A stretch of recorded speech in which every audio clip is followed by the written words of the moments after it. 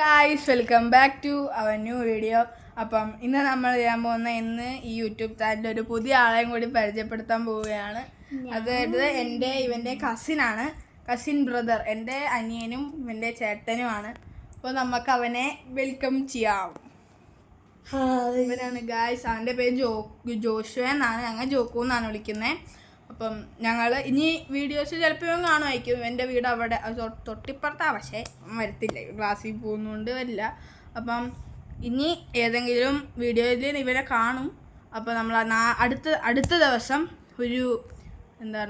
ഞങ്ങളുടെ അപ്പൻ്റെ വീട് തണ്ണീർമുക്ക ബണ്ടിൻ്റെ ഇപ്പുറത്ത്.